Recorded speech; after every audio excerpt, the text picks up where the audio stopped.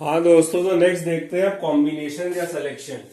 ठीक है दोस्तों, अभी तक हम लोगों ने क्या देखा था? परम्यूटेशन। परम्यूटेशन मतलब अरेंजमेंट।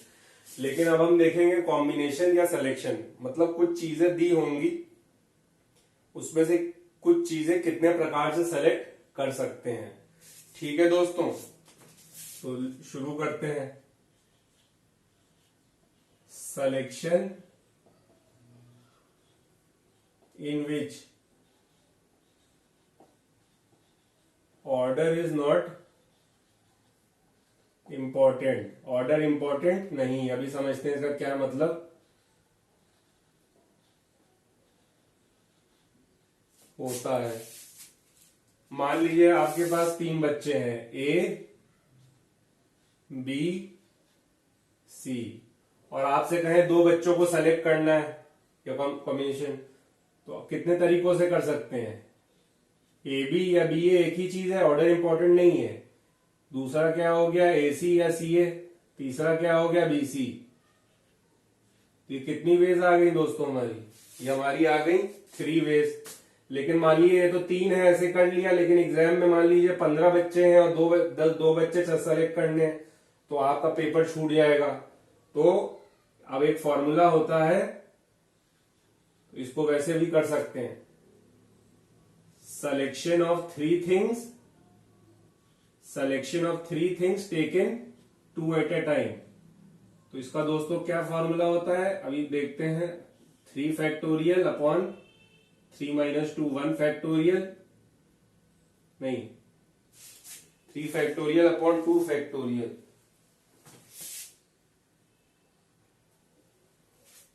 वैसे फर्क नहीं पड़ता, पर चलिए। 3 फैक्टोरियल अपॉन 2 फैक्टोरियल और 3 - 2 फैक्टोरियल। तो दोस्तों कितना हो गया? 6/2 × 1। तो 2 1 = 2, तो ये आपका आ नहीं गया? 3 वेज से आप सेलेक्ट कर सकते हैं। ठीक है दोस्तों, तो ये प्लीज नोट कर लीजिए। तो इसका क्या मतलब हुआ? अगर आपके पास n डिफरेंट ऑब्जेक्ट्स हैं,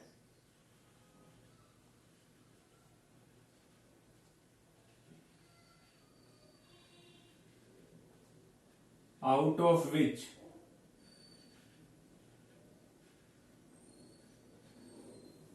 out of which we have to select our objects.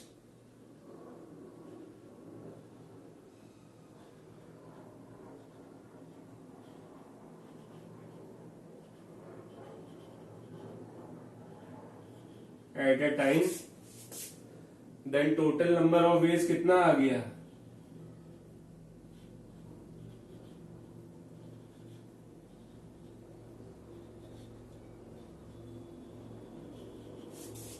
ये नहीं आ गया? NCR, selection of three things taken two at a time. तो इसका दोस्तों क्या फॉर्मूला हो गया? n factorial upon r factorial into n - r factorial. ठीक है दोस्तों, तो ये नोट कर लीजिए please.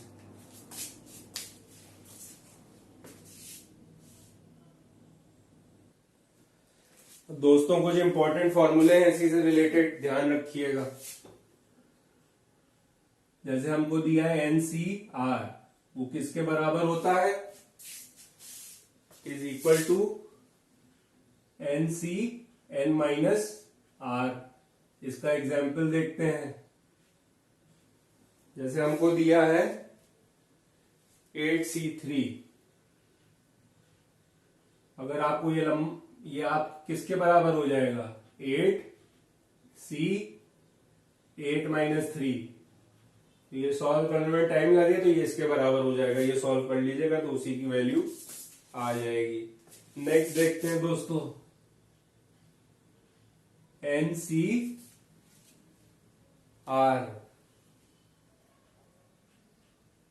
Plus NCR - 1 is equal to n+1CR। इसका एग्जाम्पल देखते हैं। ये रट लीजिएगा, बहुत इंपॉर्टेंट फॉर्मूले 11th या कंपटीशन के लिए। जैसे दिया है example 5C4 +5C4 - 1 3।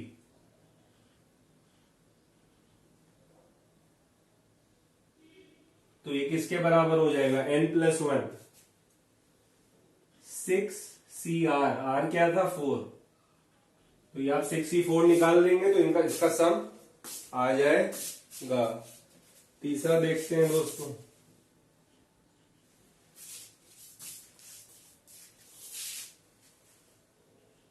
If NCR equal to NCT, तो आइदर, बहुत इंपॉर्टेंट है, either R is equal to T और R+T किसके बराबर है? Equal to N। इसका एग्जाम्पल देखते हैं।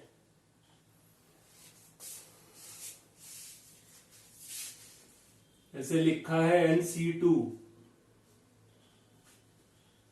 Is equal to NC5। इसका क्या मतलब हुआ? इसका मतलब 2 5 के बराबर तो है नहीं। इसका मतलब हुआ N इज इक्वल टू 2 + 5 या इक्वल टू 7। ठीक है दोस्तों, 3 फॉर्मूले नोट कर लीजिए। हाँ दोस्तों, तो कॉम्बिनेशन के कुछ सवाल देखते हैं। Question 1, in how many ways a team of 2 players can be selected bye from 4 players A B C D। 2 players कितने तरीके से सेलेक्ट कर सकते हैं? या तो AB हो गया, या AC हो गया, या AD हो गया, या BC हो गया, या BD हो गया, या CD हो गया। टोटल वेज दोस्तों कितनी आ गई? 6 वेज नहीं आ गई? लेकिन फिर मैं आपको बता रहा हूं, ऐसे सॉल्व करेंगे पेपर छूट सकता है, इसीलिए फॉर्मूले से सॉल्व करेंगे। तो इसमें क्या फॉर्मूला लगा देंगे और वही NCR वाला। तो selection of 4 things taken 2 eight a time. तो दोस्तों क्या हो गया? 4 factorial N factorial upon R factorial into N - R factorial. तो ये दोस्तों क्या हो गया? 4 × 3 × 2 factorial upon 2 factorial into 2 factorial. तो 2 फैक्टोरियल 2 फैक्टोरियल कट गया, 2 फैक्टोरियल 2 ही है, 2 1 = 2, 2 2 = 4। तो 6 वेज नहीं आ गई, बस फॉर्मूले से कर लीजिए। ये हमारी 6 वेज। नेक्स्ट क्वेश्चन देखते हैं दोस्तों।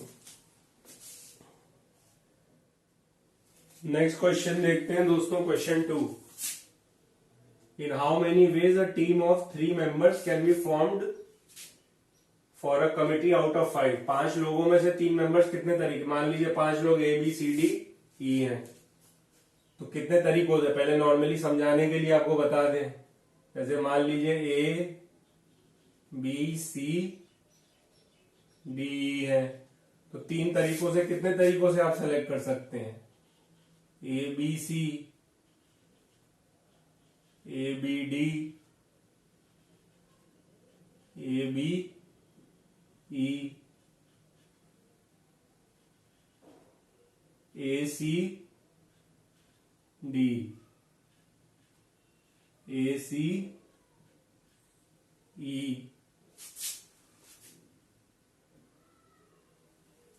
A D E, फिर B C D, फिर B D E। कितने तरीके हो गए? 1 2 3 4 5 6 7 8। A B C, A B D, A B E, A C D, A C E, A D E, B C D, B D E।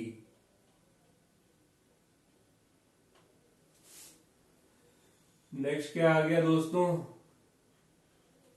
C D E,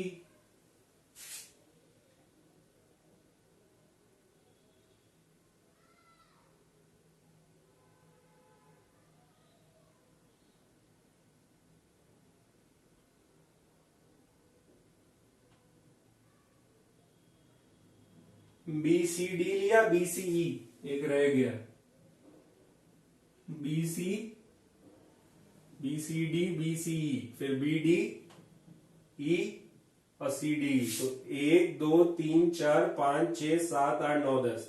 ठीक है दोस्तों, कितने phase हो गए? 10। लेकिन ऐसे करेंगे तो पेपर छूट जाएगा, बस वही फॉर्मूला लगा देंगे।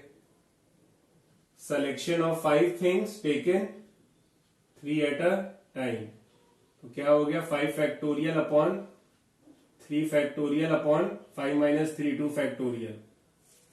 ये दोस्तों कितना हो जाएगा?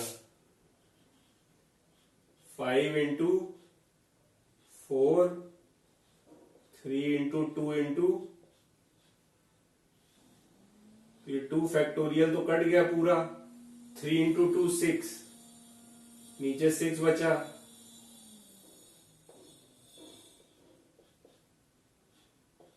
दोस्तों कितनी वेज आ गई हमारी? 10 वेज नहीं आ गई? फॉर्मूला आसान है, वो समझने के लिए सही है, नोट कर लीजिए।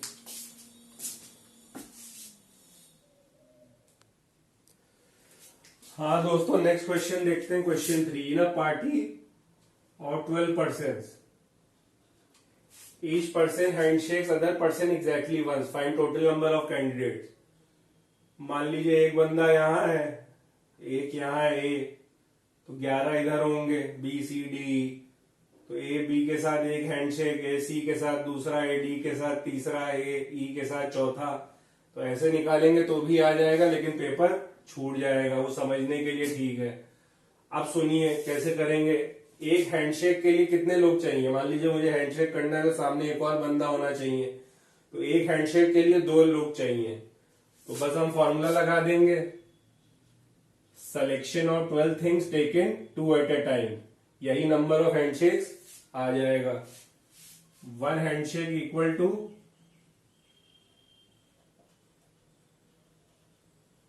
2 पर्सन, 12C2। मतलब सिलेक्शन और 12 things taken 2 at a time, ये कर लेंगे तो हैंडशेक्स टोटल आ जाएगा। तो 12 factorial upon 2 factorial into 12 minus 2, 10 factorial. तो ये कितना आ गया? 12 इंटू 11 अपॉन 2। तो दोस्तों इसका आंसर क्या आ जाएगा? 66 हैंडशेक्स होंगे पार्टी में। नोट कर लीजिए, ये भी बहुत अच्छा सवाल है।